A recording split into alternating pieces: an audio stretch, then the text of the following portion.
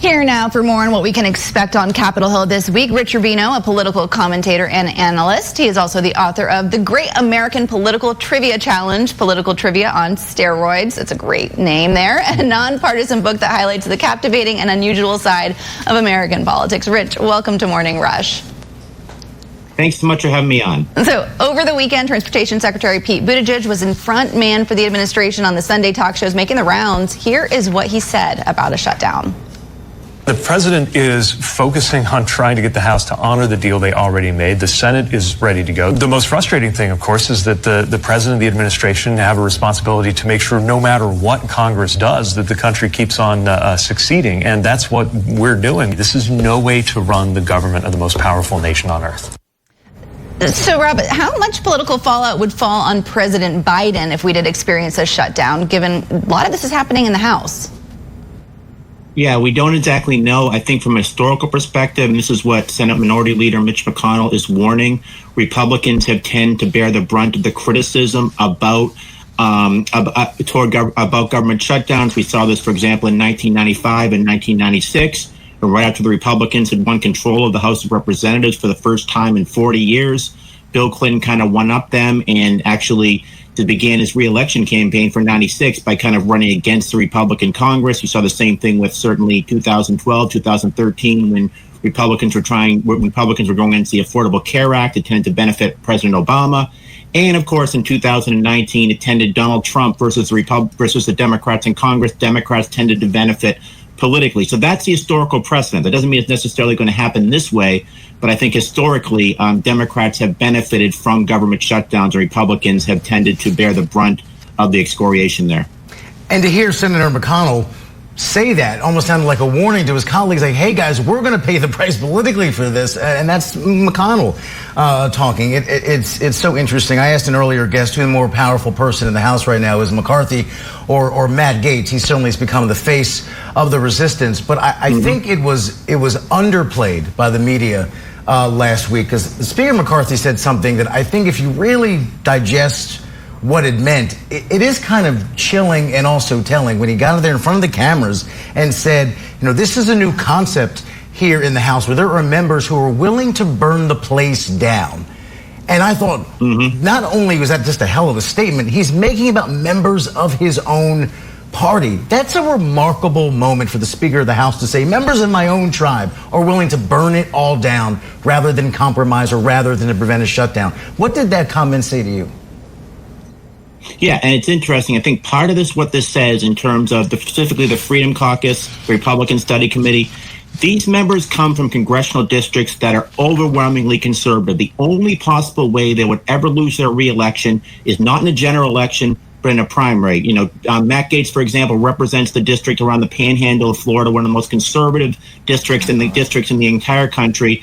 And I think Kevin McCarthy, for example, realizes that there's no way you can essentially kind of compromise with these members. They know that their constituencies are very much in favor of them holding up any form of government funding. They are very conservative constituents. These are not, it's almost like there are two types of Republicans. There are those that are called what I would call spoils people, spoilsmen. They're conservatives, but their basic role is to try to bring in as much largesse to their districts, to their states. And then there are those that are really kind of institutional, kind of movement conservatives. They were elected to Congress not to try to bring appropriations for their district, respectively, but in essence, they were elected to try essentially to blow the place up. They were essentially elected by constituents, some of the most conservative constituencies in the country. They're the most conservative candidates in their primaries, and that is why they were elected. So do they have a mandate? Their mandate is not to bring stuff to their district. Their mandate is essentially, yes, to blow the place up. So Rob, what will it take then for McCarthy to work with the Democrats, to work across the aisle? Because he could get this done if he decided to compromise